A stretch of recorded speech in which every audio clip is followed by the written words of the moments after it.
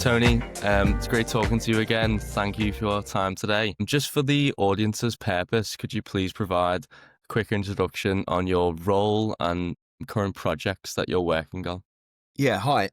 My name's Tony Lynch, and I am the founder of a company called Carpass.ai and also another company called matchedby.com. And the whole goal is to use artificial intelligence in both voice and text to take customers further down the sales funnel.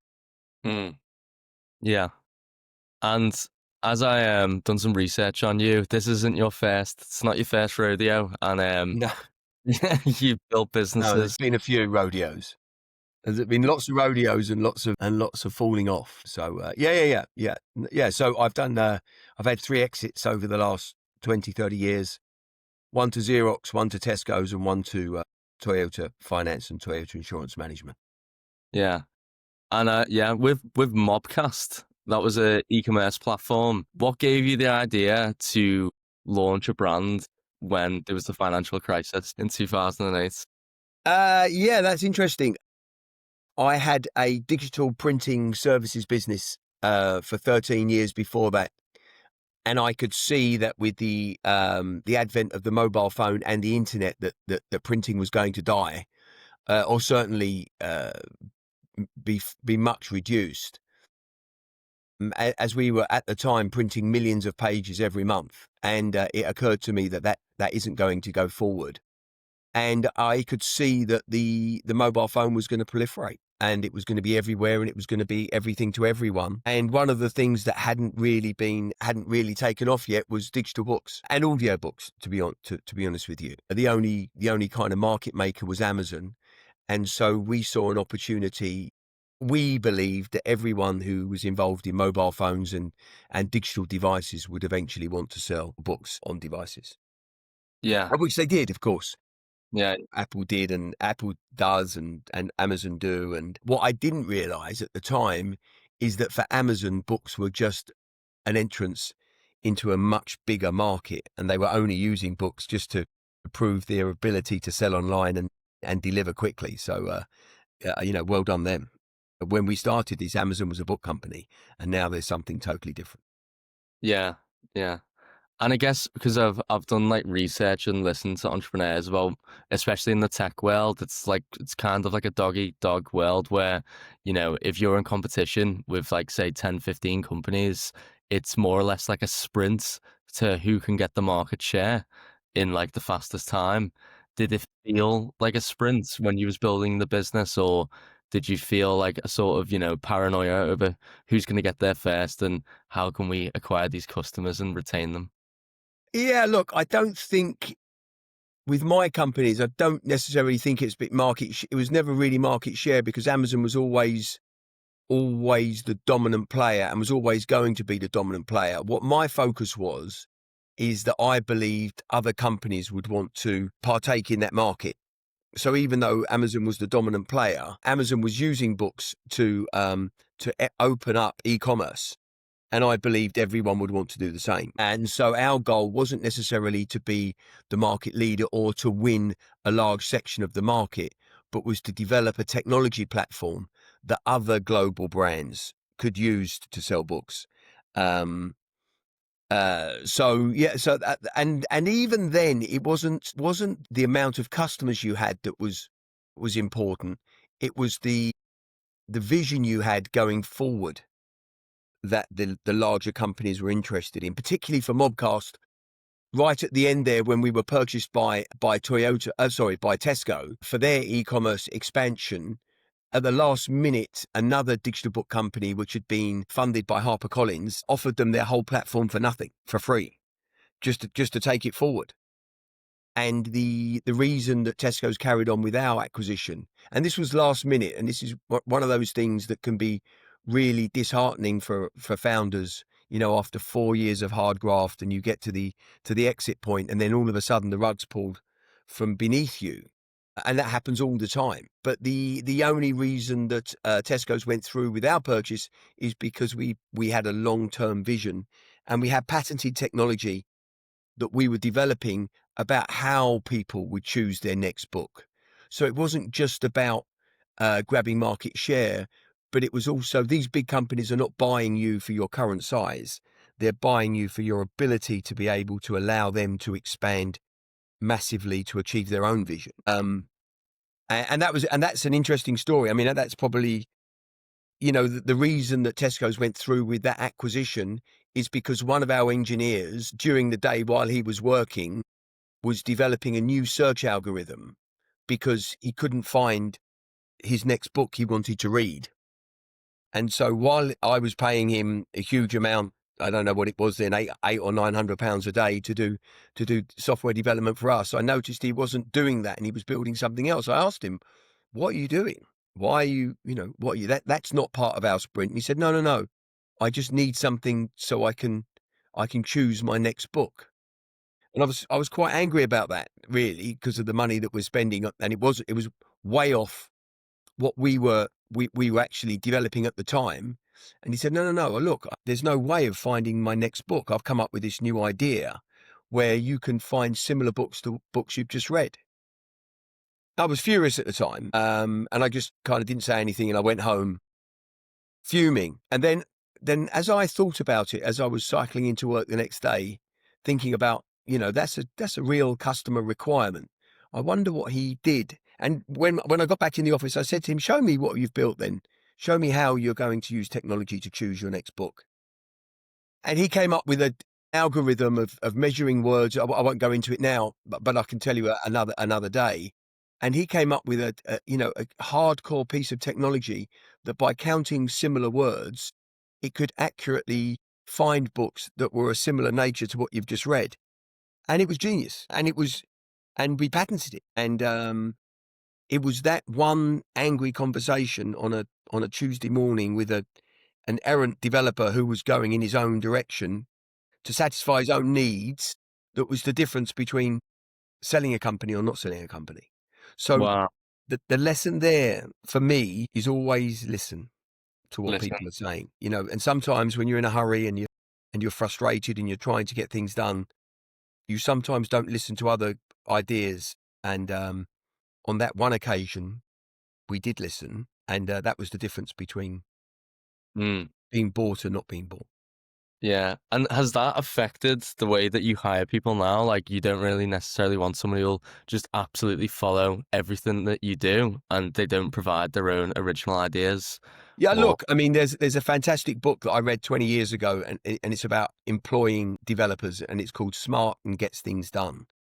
And that should be the mantra for employing anyone, if they're smart and they can get things done. And now, before we employ any developers or anyone in the technical field, we first ask them to do a project and show us the project or do some testing and come up with recommendations, because, as in a small startup, just being a good developer is not enough, or it is enough, but it won't necessarily make that game-changing discovery. So they've got to be interested, and they've got to, be thinking about where is the actual end benefit to the customer, even if that customer is them.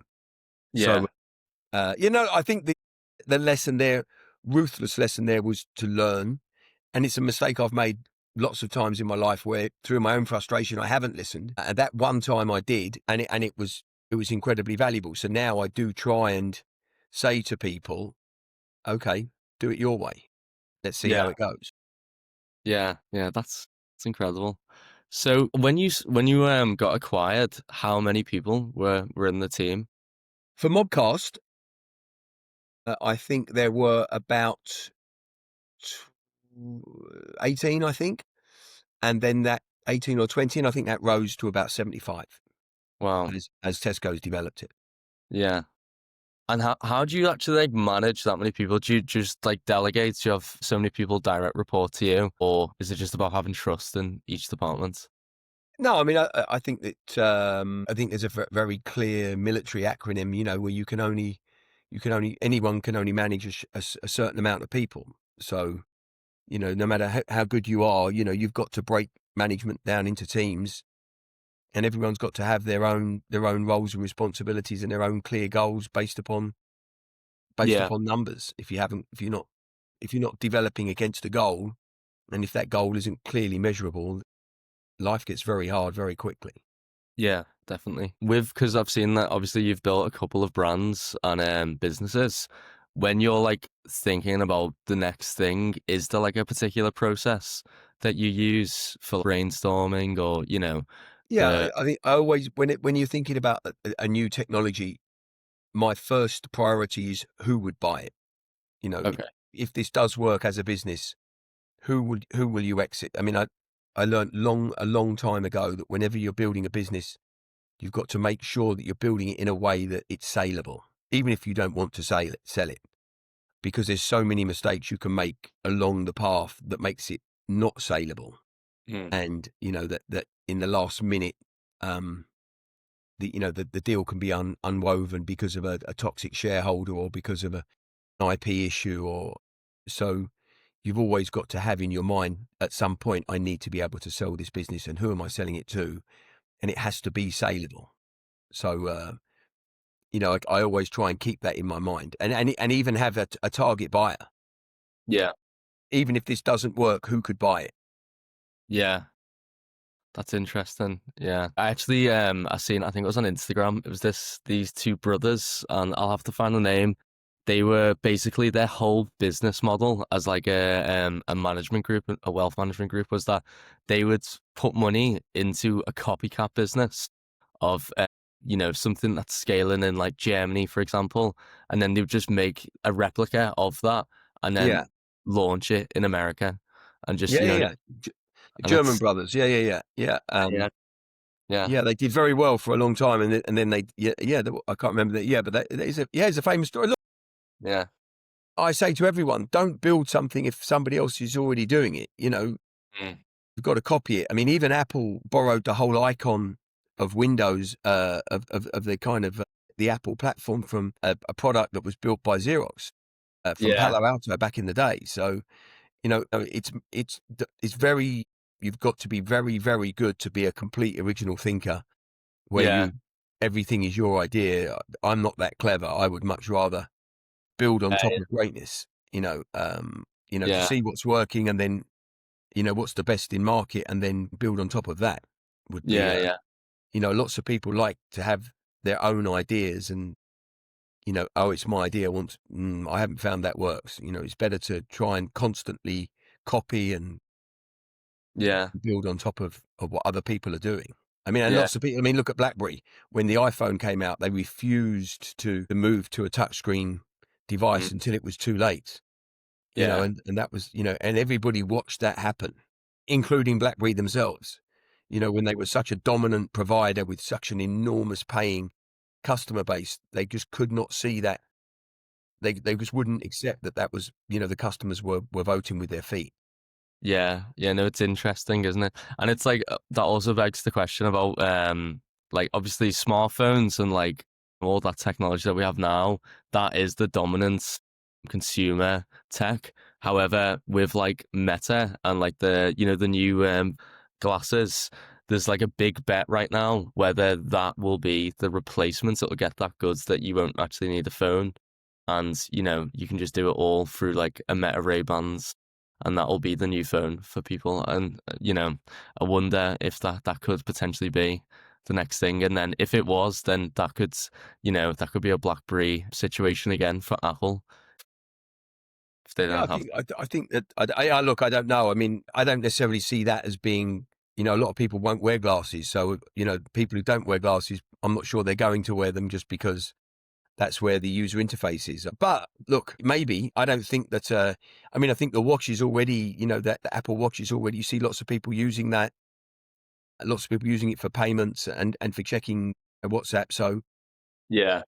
I don't think that's the big revolution. I think probably voice is going to be more the killer interface Mm, for most people. I know myself, all my typing now is done via voice. Everything that we're building is voice first. mm, Our AI agents are voice first. They don't. And if you look at people responding via text to an AI agent on text, most things are spelt wrong. It's rushed. It's not really understandable. But the voice transcription in the new AI technology seems to get almost everything right. So really? my bet at the moment is that the voice will be the interface. Yeah. And then that leads me on to Carpass.ai.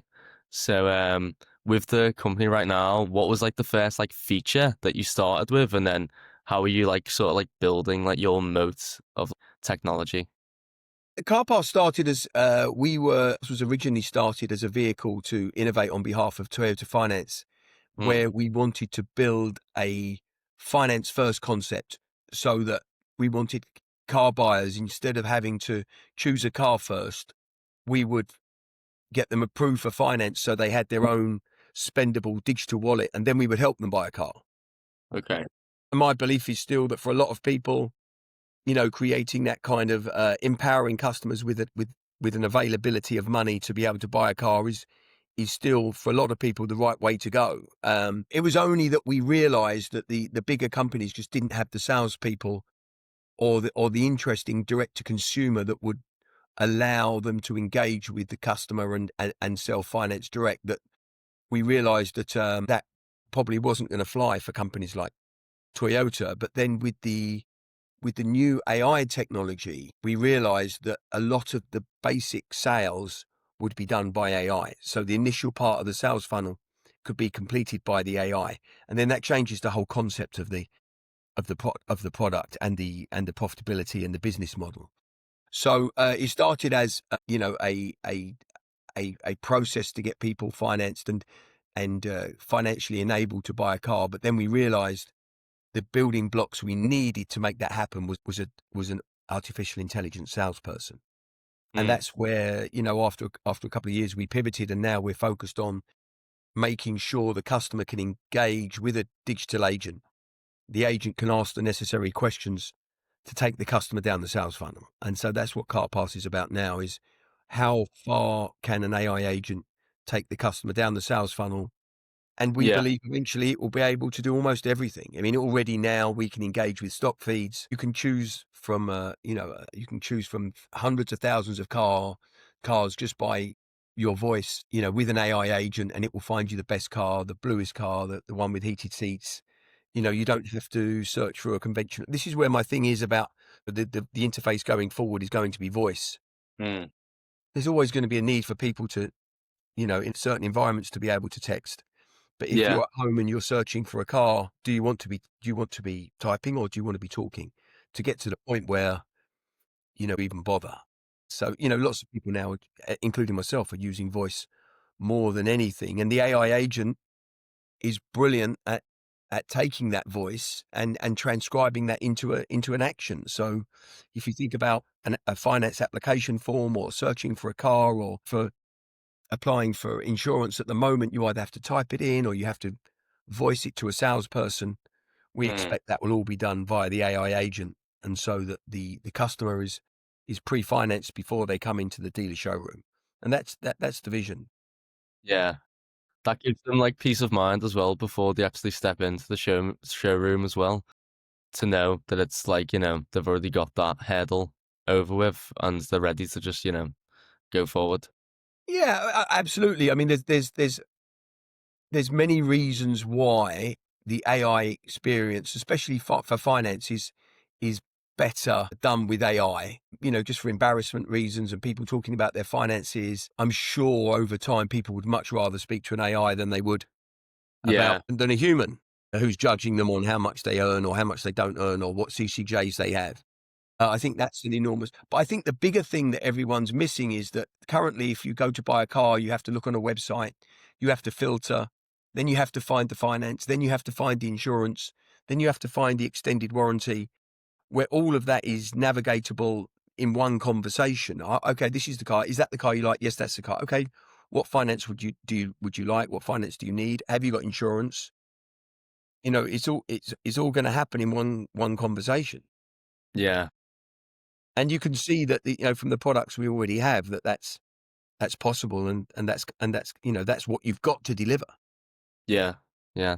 So, has there been any like sorts of barriers of entry or resistance from, like a B2B perspective when you're trying to sell to car dealership Yeah, I owners? think there's lots of resistance. I think people there's so much resistance to anything new. Yeah. I think people just don't have the time to look at it and understand it. I think they're worried about data security or data sharing. Mm. But, I don't think we've ever seen a technology like AI, which has captured the hearts and minds of so many people so quickly. I mean, is there a billion users of ChatGPT at the moment or something like that? So I think Yeah. the big thing that we're focused on is, even if businesses aren't adopting it yet, the customer is, and we're saying to people, okay, you can ignore this, but the customer is eventually going to expect a co-pilot like service. Yeah. Yeah. If 1/8 of the world is already using ChatGPT, why do you expect them to accept Yeah. anything else in an e-commerce environment? True, actually. Yeah. I mean, I think I don't think we've ever seen that before. I don't think we've ever seen such an enormous customer adoption of a technology so quickly. And I think that's what excites lots of people who are building sales agents like we are. The customer has already adopted it, and it's already brilliant for certain tasks. It's now about personalizing it to each individual's business. And that's Yeah. the clever bit. The clever Yeah. bit is not the LLM is clever because of the billions and now trillions being spent on it. The large language module, um, the AI engine itself. The clever bit is how you integrate that amazing technology into data sets Yeah. And to that are personalized to the buyer and the seller. yeah. Yeah.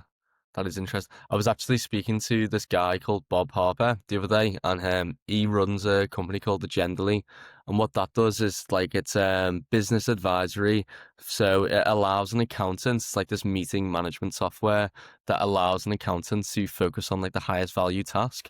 And accountants right now, the reason this is like a good product is because accountants right now are seeing the start of AI being able to do like a simple tax return and completely do it very efficiently and accurate.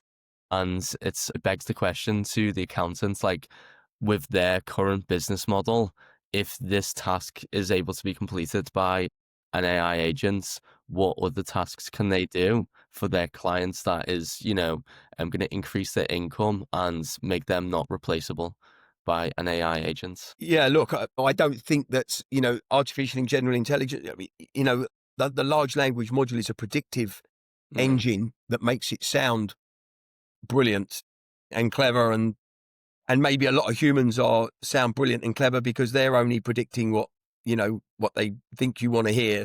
But I don't think the excitement is artificial and general intelligence. I think for us, the excitement is the ability to have a conversation.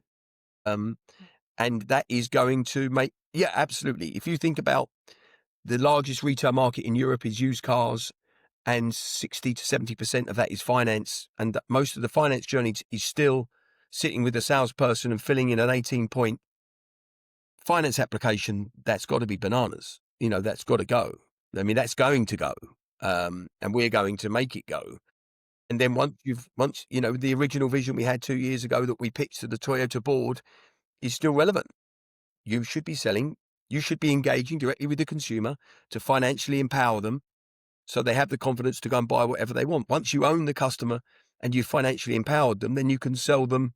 You'll be the first person who has the right to sell them anything. Like Klarna, I think, is an enormous success where customers know if Klarna's on the website, they're financially empowered to buy what they like for 90 days. True. Genius. I Yeah, don't see why that's any different from the car industry. definitely. Yeah. And I guess as well, even like if you think about like what the benefits for CarPass could be for like the actual car dealership owners would be, it allows them to focus on the more like human and like one-to-one interactions rather than the checkbox, tedious tasks that your platform can actually do for them. I mean, yeah, look, as you say, why do you need to, if you go to one of our products now and you dial a number and you ask about a car, it will give you all the details of the car. Why do you need a salesperson, a Yeah. human, to do that? But then at the same time, and then why do you need a human to sit there and fill in an 18-point form? Yeah. We've already said that that's doable. Yeah. However, once the customers, and then the AI will then say, okay, well, we've got your finance. This is the car. Do you want to book a showroom visit? and then you book a showroom visit with the AI. You don't have to speak to a human. You never have to speak to a human. And then you confirm with the salesperson, hey, look, we've got John. He wants to come in at 10:30. Are you available to meet him? Yes. Okay. So the AI can then book the meeting with the salesman. And then the AI can go back to the customer and say, hey, I spoke to John. He's available. You've got a meeting with the salesman at 10:30. That's all. Your insurance is taken care of. Your finance is taken care of.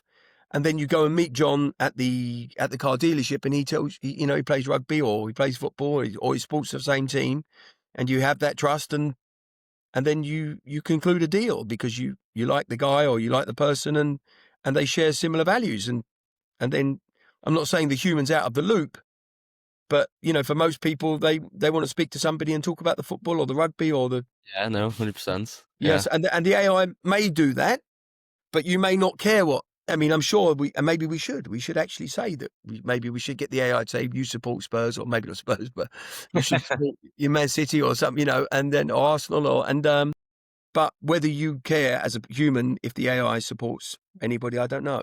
But anyway, the fact of the matter is that the AI is very good at having a conversation. This is a large language module. It's not artificial general intelligence. It's something that's predictive. It knows what it should say next, and most of the time it's super accurate. And that takes care of searching stock and filling in forms. I mean, it's as simple as that. Yeah. Well, it's not as simple as that. It sounds as simple as that. The devil is always the last 5%, the last 2%, where you have the accuracy and it doesn't give the wrong information. But that's coming with the trillions that are being spent on AI in their search for general intelligence. It will certainly make form filling a lot easier. Yeah, definitely. And you said about data security. Is it like SOC 2 compliance? There's a couple of in America. Yeah, look, I mean, we just did a conference with Google on data security, and 40% of security breaches is because someone's password, or 45% of serious security breaches is because some human has has made their password somehow available. Most breaches don't happen unless somebody's personal access is compromised. And so the majority of cyber breaks, according to Google, and the majority, 60%, 70% of these break-ins are because somebody's account at a senior level, at an administrator level, gets compromised. And then that's the way in. And then they have that way in. And once they have that way in, so obviously everyone's talking about SOC 2, but if you go to these conferences or you talk to Google, it's more about having two-factor authentication with a piece of hardware that you carry on a chip in your pocket that plugs into a USB port. So, but yes, I mean, I think people are they want to hear that it's cyber and data secure. However, if your administrator gives someone your password, then it doesn't matter. You can have all the security in the world, and it won't change. It won't change the fact that you are compromised. Yeah, definitely. So, is the new features launching, or is everything ready, just about acquiring No, customers? look, everything is a constant. The problem is with technology is you're constantly working on good ideas, and that's so dangerous. You think, oh, this is a good idea. Customers must want this, and customers must. I say to myself every day, this is a slam dunk feature. Everyone's going to want it, and most of the time they don't. And you have to constantly check yourself about developing new features. I think a lot of time we're at a stage now where we're just taking products. Our key focus is taking products to customers and saying, does that work for you? Can you use that?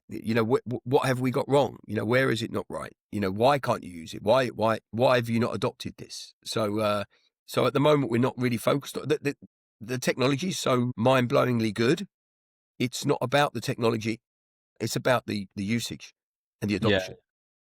And that probably goes back to at the start of the podcast, we was talking about listening to like as you said, you're software engineer, And it's like you probably could have something in your mind of like what would be the perfect feature or add-on within like the customer buying journey. But then if it doesn't get the utilization rate that you originally thought it would, then you might have to pivot to like another direction to see what it is that they want. Yeah, I mean, it's everyone gets frustrated when, I've been in lots of companies where you turn up for work as the founder and you're saying, guys, I don't think this is working, and and everyone throws their hands up in the air, we've been working on this for months, we can't change now. Well, yeah, you can. Yeah. I mean, if you think it's not working and, you're gambling that you've only got so much, everyone's only got so much runway. Even OpenAI have only got so much runway. At some point the runway runs out and then you're crashing into the sea, so, Yeah, you've got to try and keep that confidence going or keep providing the right signals that you're going in the right direction. I think it's the same for everyone. yeah, definitely. Well, thanks for your time today, Tony. And My it's pleasure. been a pleasure. And I know you're a busy man, so I don't want to keep any more time away from you today. Okay, Joe. Well, look, I hope it's been useful, and we'll catch up again when we've Definitely. got the next exciting product to talk about. Yes, definitely. Definitely. Thanks, Tony. Thanks. Cheers. Bye bye.